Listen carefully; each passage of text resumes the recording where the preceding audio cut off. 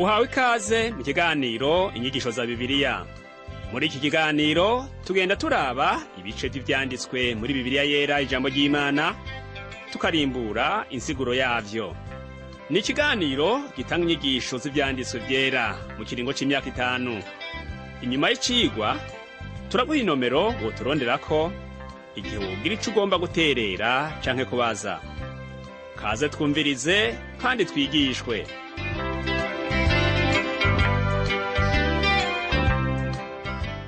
Nshuti nawe mugenzi, mukunze washimye kubana natwe muri kino cigwa c'inyigisho za Bibiliya, ndakuramukije amahoro y'Umwami wacu Yesu Kristo abane nawe. Uri kumwe na Pastor Samuel Nsabimbona ndazigushikiriza. Mu cigwa giheruka twarumvise ivy'urupfu rwa Herode, umwe yagira yice Petero Imana ikakinga.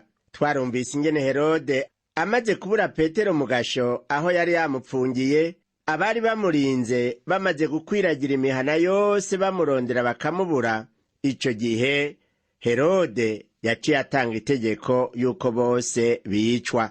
Abo barinzi rero bose uko ari 16 baratikijwe ku bwa Herode. Herode twarabonye yuko amaze kwica abo bantu yaciye yimanukira ava i Yudaya aje Kayisariya kwiruhukira, aho nawe nyene yahavuye akubitirwa n'umumarayika w'Uhoraho kuko yari yihaye icubahiro c'Imana. Herode yapfuye urupfu rudasanzwe kuko twumvise ngo yariwe n'inyo agihagaze hanyuma arapfa. Herode izo nyo zagaragaje yuko atawushobora kwigereranya n'Imana ngo Imana ivyihanganire. Twarakurikiranye kandi ingene Pawulo yatanguye kuja kuvuga ubutumwa bwiza. Ubu munsi turashishikara twumva ibikorwa Pawulo yakoze mu kubwira ubutumwa bwiza abanyamahanga.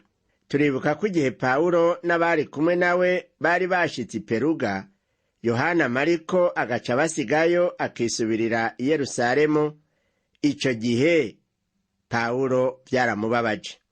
Reka twumve ivyakurikiye tubanje gusoma umurongo wa 14 n'uwa 15. Turi mu gitabo c'ivyakozwe n'intumwa igihimba ca 13. Kandi icigwa cacu c'uyu munsi turaza gushishikara tugeze ku murongo wa 52 muri iki gihimba ca 13 nyene. Umurongo wa 14 n'uwa 15 havuga ngo: ariko bo bava i Peruga bararamiriza bashika muri Antiyokiya ya Pisidiya. Ku munsi w'isabato binjira mu isinagogi baricara. Isomwa ry'ivyagezwe n'ivy'abavugishwa n'Imana riheze, abakuru b'isinagogi batuma kuri bo bati: bene data, nimwaba mufise ijambo ryo guhanura abantu nimurivuge. Abayuda bari barasabagiye mu bihugu vyose vyari munsi y'ubutegetsi bw'Abaroma, kandi aho baba hose barubaka amasinagogi. Iyo abashitsi baje bavuye i Yerusalemu barahabwa ikaze mu masinagogi kugira ngo bagire ico babwira ikoraniro. Uko niko Pawulo yakunda kuronka akaryo ko kwigisha ijambo ry'Imana. Aho hantu muri Antiyokiya mu ntara ya Pisidiya, Pawulo yaraharemeshereje igikorane c'agakura. Igihe bamusaba kugira ico avuga bari bamushiriye ahashaka. Niho yaca abaduka adatevye, nk'uko tubisoma ku murongo wa 16 havuga ngo: Pawulo ava hasi arabamama arababarira ati: yemwe bagabo b'Abisirayeli, namwe abubaha Imana nimwumve. Hano turumva yuko mu kubavuga yabagabuyemwo imico ibiri. Umuce wa mbere wari uwo Abisirayeli, umuce ugira kabiri nawo wari uw'abashitsi. Yaciye abandanya ku murongo wa 17 kugeza ku murongo wa 20 ati: Imana y'ubu bwoko bw'Abisirayeli yatoranije ba sogokuruza kandi ishira abantu hejuru, hamwe bari abanyamahanga mu gihugu ca Egiputa, ikabakuzayo ukuboko gukomeye. Yihanganira ingeso zabo nk'imyaka 40 mu bugaragwa. Imaze guhonya amahangandwi mu gihugu c'i Kanani, ibegurira ico gihugu cabo kuba inyegu yabo. Maze nk'imyaka 450 iheze, ibaha abacamanza gushitsa kuwavugishwa n'Imana Samweli. Pawulo yatanguye kuvuga ivy'akahise k'igihugu ca Isirayeli nka kumwe Stefano yari yabivuze mu ikombe. Turashishikara rero kuva ku murongo wa 21 kugeza ku murongo wa 23. Ni muri iki gitabo c'ivyakozwe n'intumwa igihimba ca 13 havuga ngo, hanyuma bayisaba umwami, Imana ibaha Sawuli mwene Kishi, umugabo wo mu muryango wa Benyamini, amara ku nganji imyaka 40. Imukuye ibahagurukiriza Dawidi kuba umwami wabo. Imushingira intahe iti, ndabonye Dawidi mwene Isayi, umuntu ameze nk'uko umutima wanje ugomba, azokora ibyo ngomba byose. Mu ruvyaro rw'uwo, nk'uko Imana yasezeranye, yazaniye Abisirayeli umukiza, niwe Yesu. Kuri uwo murongo wa mbere biraboneka ko Abisirayeli yariko aravuga batizera umwami, ahubwo bashaka uwubatwara bitoreye canke bahawe mu bo bazi. Kandi ibi mwibuke ko bitahimbaye Imana, kuko yababwiye ko uwo mwami azobatwaza igitugu. Ariko nabo bakomantaje imitima, maze Imana ibaha Sawuli kugira ngo abarongore. Petero rero yababwiye ivy'akahise, agomba kubereka amamuko y'ivya Yesu Kristo umukiza wacu. Reka dushishikare dusome ku murongo wa 24 kugeza ku wa 26. Haratubwira ngo, ataraza, Yohana yari yigishije ubwoko bwose bw'Abisirayeli ukubatizwa ko kwihana. Ariko Yohana ariko arasozera urugendo rwiwe, arababaza ati, mbega mwiyumvira ko ndinde? Jewe si ndiwe, mugabo hari uwuzoza mu nyuma yanje, kandi jewe ntibimbereye no gupfundurira inkweto zo mu birenge vyiwe. Bagabo bene data, bana bo mu muryango wa Aburahamu, namwe abubaha Imana, ijambo ryako gakiza ni twebwe ryatumweko. Abo bantu ntibwari ubwa mbere bumva ivya Yohana Umubatizi. Pawulo uko yabandanya kuvuga, niko yagenda ashika ku bihambaye. Reka dushishikare tumve ku murongo wa 27 n'uwa 28 ibindi Pawulo yababwiye ati, kuko ababi Yerusalemu n'abakuru babo batamumenye, canke amajambo y'abavugishwa n'Imana asomwa uko isabato itashe, nico catumye bashitsa ivyo bavugishijwe hamwe bamutsindisha. Kandi naho babuze inyanduruko yo kumwicisha, basaba Pilato ko amwica. Uko Pawulo yasubiramwo yibutsa ivyo muri kahise, niko yerekana yuko vyaza birashika kugira ngo ivyanditswe bishitswe. Ngo n'ugusoma ivyanditswe kwabo kwari ugushitsa ivyavuzwe n'abavugishwa n'Imana. Barasoma ariko badatahura ivyo bariko barasoma.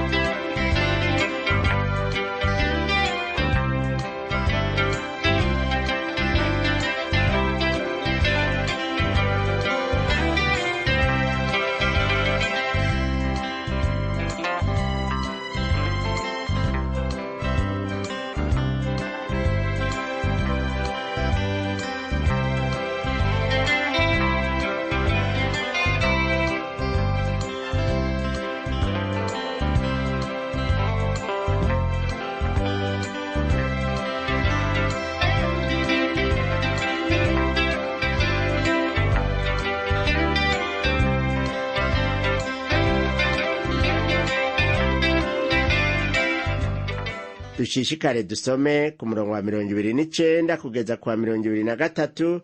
Haravuga ngo, bamaze gushitsa ivyo yandikiwe vyose, bamumanura ku giti, bamushira mu mva, ariko Imana iramuzura mu bapfuye.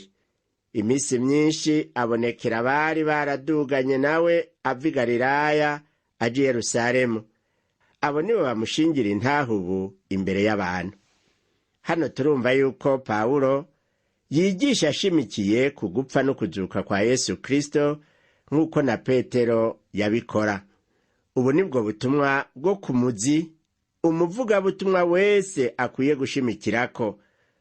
Tumenye yuko Yesu Kristo yapfuye ariko yazutse mu bapfuye, ubu ni muzima. Haleluya.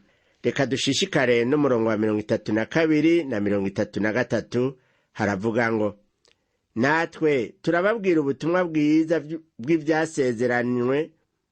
bw'ivyasezeraniwe ba sogokuruza, yuko Imana yabishikije kuri twebwe abana babo hamwe yazura Yesu. Kandi niko vyanditswe muri Zaburi ya 2 ngo, uri umwana wanje, uwu munsi ndakuvyaye. Iryo jambo turisoma muri Zaburi ya 2 umurongo w'indwi. Ariko rero ntirigomba kuvuga ivyo kuvuka kwa Yesu Kristo, ariko rivuga ivyo kuzuka kwiwe. Turasoma muri iki gitabo c'ivyakozwe n'intumwa mu gihimba ca 13 umurongo wa 34 n'uwa 35 naho ngo, kandi kuko yamuzuye mu bapfuye atazosubira mu iborero, yavuze iti, nzobaha imigisha yera nasezeraniye Dawidi. No muri Zaburi yindi yavuze ngo, ntuzotanga uwera wawe ngo azabore. Ivyo kuzuka nivyo Pawulo yashimikiyeko, kandi yasubiyemwo amajambo Petero yakoresheje aho yigisha ku munsi wa Pentekote. Usomye ku murongo wa 36 kugeza kwa 39, Pawulo ashishikara kwigisha avuga ati, yamara Dawidi mu gihe ciwe amaze gukora ivyo Imana igomba, arasinzira, arapfa, arabora. Ariko uw'Imana yazuye ntaho yigeze abora. Nuko bagabo bene data, nimumenye ko muri uwo ariho mubwirirwa ivyo guharirwa ivyaha, kandi niwe atsindanishiriza uwumwizera wese kuri vyose ivyo mutashoboye gutsindanishirizwa n'ivyagezwe vya Mose. Aho yariko arasigura ico gupfa no kuzuka kwa Yesu Kristo bivuga. Kwari ukubabwira yuko bakwiye gufata ingingo yo kwizera umwami Yesu ataguhingitanya. Abavugishwa n'Imana bose bo muri ico gihe barapfuye, bahambya abasekuruza, barahambwa, ntibazutse. Ariko Yesu we yarahambwe, hanyuma arazuka, ubu ni muzima. Niwe adutsindanishiriza mu gihe tumwizeye muri vyose kandi hose. Haleluya. Reka twumve ico yabananije kubabwira ku murongo wa 40 n'uwa 41 ati, nuko mwirinde ivyavuzwe n'abavugishwa n'Imana ntibibashikeko.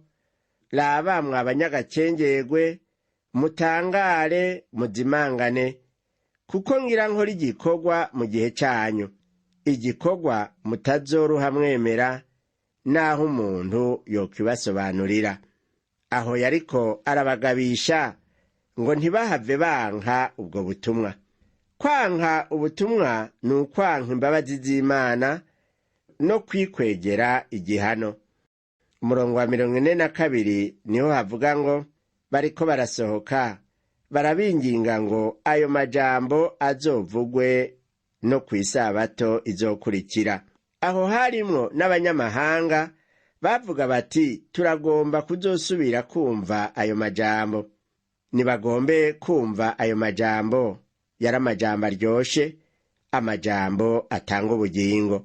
Reka dushishikare twumve ingene vyagenze. Dusomye umurongo wa 43 n'uwa 44 havuga ngo, abari mu ikoraniro bamaze gutandukana, benshi mu Bayuda hamwe n'abatoye idini yabo bakubaha Imana bakurikira Pawulo na Barunaba, nabo bayaga nabo barabahanura ngo bashishikare kuguma mu buntu bw'Imana. Kw'Isabato ikurikira iyo hakorana nk'abo mu gisagara bose kumva ijambo ry'Imana. Ubutumwa Pawulo yashikirije abantu barabuhaririye ko cane, baca bagumana inyota y'ukongera kubwumva. Sibo babonye iyindi Sabato irageze basidukana n'iyonka. Turabe uko vyaciye bigenda. Dusomye umurongo wa 45 haravuga ngo, ariko abayuda babonye ishengero ryinshi buzura ishari, bahakana ivyo Pawulo avuze barabicokora. Aho rero haciye haba uruhagarara rukomeye, kuko abakuru b'idini bari bahagurutse kugwanya ubutumwa Pawulo yigisha. Ariko ivyo ntivyamuciye intege. Ijambo ry'Imana ntiryigeze rireka kuvugwa naho hari abarigwanya. Tubandanye dusome umurongo wa 46 kugeza ku wa 49, twumve ingene Pawulo na Barunaba bavyifashemwo. Haravuga ngo, Pawulo na Barunaba bavuga bashize amanga, bati vyari bibereye ko ijambo ry'Imana ribanza kubwirwa mwebwe, none ko murishibuye mucikira urubanza ko mutabereye ubugingo budashira, yemwe turahindukiriye abanyamahanga. Kuko Umwami Imana ariko yatubariye ati, ndagushizeho ngo ube umuco w'amahanga, kugira ngo nabo ku mpera y'isi ubashikirize agakiza. Abanyamahanga bavyumvise baranezerwa, bashimagiza ijambo ry'Imana. Abari baragerewe ubugingo budashira bose barizera. Ijambo ry'Umwami Yesu rikwira muri ico gihugu cose.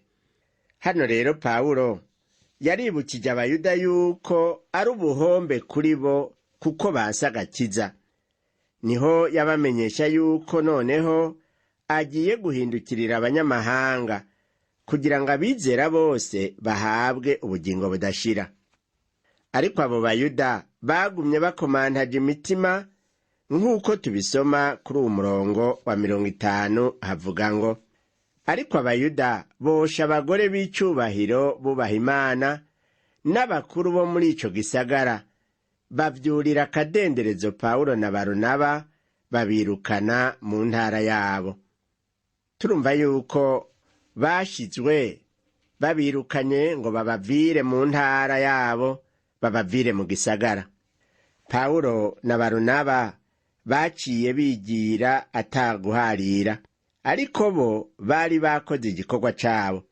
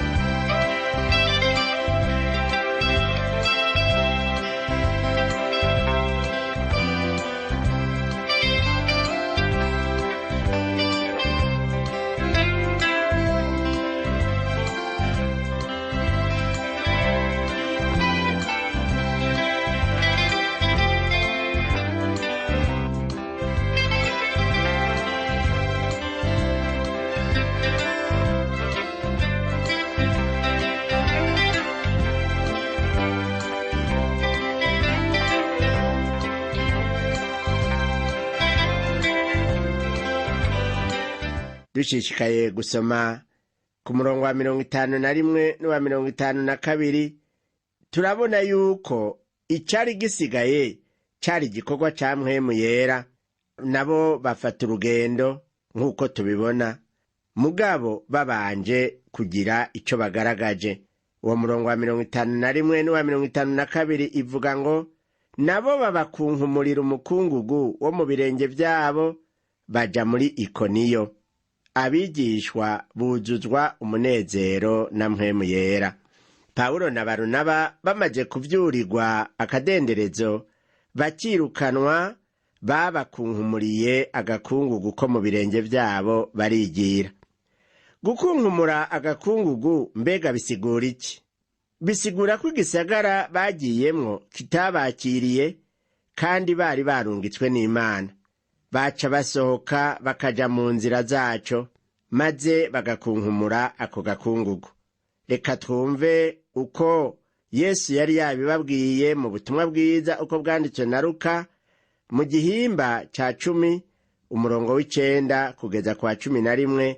Yavuga ati, kandi igisagara cose mujamwo bakabakira, muze murye ivyo babahaye, mukize abagwaye baho, mubabwire muti ubwami bw'Imana burabegereye. Ariko igisagara cose mujamwo ntibabakire, muze musohoke muje mu nzira zaco, muti n'umukungugu wo mu birenge vyacu turawubakunkumuriye, ariko mumenye iki? Yuko ubwami bw'Imana buri hafi. Rero gukunkumura umukungugu wo mu birenge kwari ukubasezera, babereka ko base kubakira. Ariko aha muri iki gisagara, turetse abayuda bari banse kumva inyigisho za Yesu Kristo, hari n'abandi bari bihanye bakira Kristo nk'umwami n'umukiza wabo.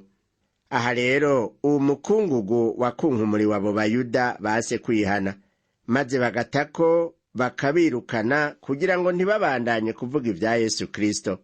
Kuba abigishwa baruzujwe umunezero wa mpwemu yera hari kubw'abihanye bakakira Yesu Kristo mu mitima yabo. Kwakira Yesu nk'umwami n'umukiza bitera umunezero udasanzwe kuwagabuye ubutumwa bwiza, eka mbere no kuwabwakiriye. Haleluya! Izi ntumwa zajanye umunezero, kandi n'abakiriye Yesu nabo basigaranye uwo munezero w'agakiza. Ariko abo bayuda bo basigaranye ijambo rivuga riti, ariko mumenye iki? Yuko ubwami bw'Imana buri hafi. Abayuda bari muri ico gisagara, iryo jambo bararyanse ubutisubirako, baranse ubutumwa bwiza, banka no kwihana. Ariko abandi bahari barakiriye ijambo ry'Imana, barakiriye ijambo ry'ubutumwa bwiza bwa Yesu Kristo, barihana. Ivyo rero vyateye umunezero mwinshi intumwa kubakiriye ako gakiza. Uwo wari umunezero w'agakiza no kubakiriye ako gakiza, noneho baciye banahabwa na mpwemu yera. Nshuti yanje mugenzi uri kurumviriza kino cigwa c'inyigisho za Bibiliya, ubutumwa bwiza ntibwigeze buhagarara kubera ababugwanya, ahubwo imbuto zabwo ziribonekeza n'umunezero n'amahoro kubizeye. Imbuto zabwo si izo gusa. Yesu arabivuga neza ko uwumugumyemwo wese yama ivyamwa vyinshi. Reka tubisome mu butumwa bwiza uko bwanditswe na Yohana igihimba ca 15 dusome umurongo wa 5. Havuga hati, ni jewe muzabibu, namwe muri amashami. Uwuguma muri jewe nanje nkaguma muri we, uwo ni we yama cane, kuko ataco mubasha gukora mutamfise. Uwudafise Yesu ntaco abasha gukora, kandi nta rubuto na rumwe yama. Ariko uwufise Yesu mu bugingo bwiwe yama imbuto zose. Pawulo yamye imbuto zo gukwiza ubutumwa bwiza bw'amahoro n'izindi kubera yari afise Yesu Kristo. Izo mbuto tuzihabwa ku buntu. Ico dusabwa ni ukwizera gusa ijambo ry'Imana, tukakira Yesu Kristo mu bugingo bwacu, kuko iki gusa kiduha amahoro n'umunezero. Kukaba nkako ntawureka kunezerwa amaze gutahura ko ahawe ubugingo ku buntu. Ariko nshuti yanje wibuke yuko ubwo bugingo bubonerwa muri Kristo Yesu gusa. Herode yibaza ko afise ubugingo kubera yaragakomeye mu gihugu ciwe, akora ivyo ashatse, yica intumwa za Kristo uko ashatse, eka n'uwundi agomvye kwica akabikora. Ariko twarumvise ingene yakubiswe n'Imana kubw'ubwibone bwiwe, aho yarageze kwiha icubahiro c'Imana. Nshuti yanje mugenzi, ubugingo budashira uburonka uhaye Yesu ikaze mu mutima wawe kugira ngo akuganze akurongore yaguhaye intsinzi ku caha wabohotse. Reka dusome ubutumwa bwiza ko bwanditswe na Yohana igihimba ca mbere umurongo wa 12. Haravuga ngo ariko abamwakiriye bose yabahaye ububasha bwo gucika abana b'Imana, nibo bizeye izina ryiwe, nibo batavyawe n'amaraso canke ukwifuza k'umubiri canke n'ukwifuza k'umugabo, ariko bavyawe n'Imana. Emera rero nshuti yanje wakire Yesu Kristo umwana w'Imana kugira ngo uronke ububasha bwo gucika umwana wayo nawe. Abavyawe n'amaraso canke ukwifuza kw'abubakanye abo si abana b'Imana, ariko umwana w'Imana n'uwuvyawe ubwa kabiri akabihabwa mu kwizera Yesu Kristo nk'umwami n'umukiza wiwe, kandi acaronka ubugingo budashira. Reka turangize dusenga. Mana yacu y'urukundo kandi y'ukwizigirwa, ndagukengurukiye kuri Imana ugomba yuko abawe baronka ubugingo budashira biciye mu kwakira Yesu nk'umwami n'umukiza mu bugingo bwabo. Ndagushima ko wahagarikiye abasavyi bawe ngo bakwize ubutumwa bwiza, kandi ababwakiriye bagakizwa. Ndasenga uyu yariko arakurikira izi nyigisho za Bibiliya yumvise anyoterewe kwakira ubwo butumwa bwiza, nubimurose umuharire ivyaha vyiwe, umuhanagure mu gitabu cabo gucirwa kw'iteka, umwandike mu gitabu c'abana b'Imana, umwuzuze mpwemu yera, amurongore gushitsa ku bugingo budashira. Ndabisavye mu izina rya Yesu Kristo umwami wacu, amen. Cigwa cacu co kuri uno musi kigarukiye ngaha, naho ubutaha umwami wacu Yesu Kristo aguhezagire.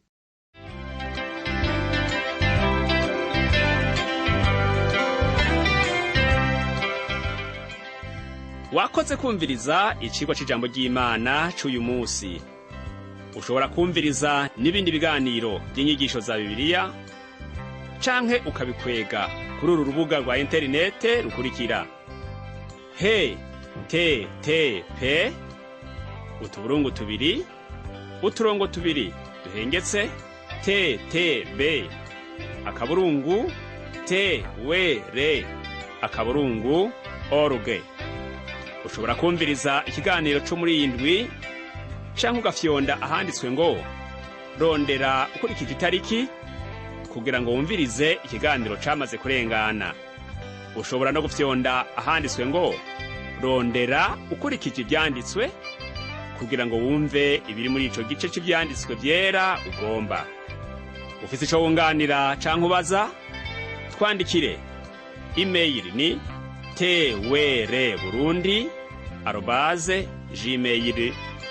twrburundi@gmail.com.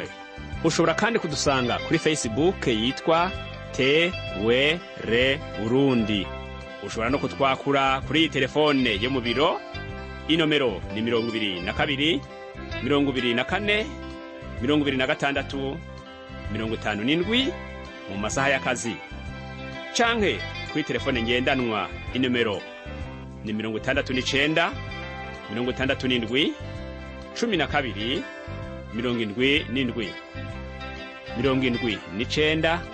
79 74 19 93.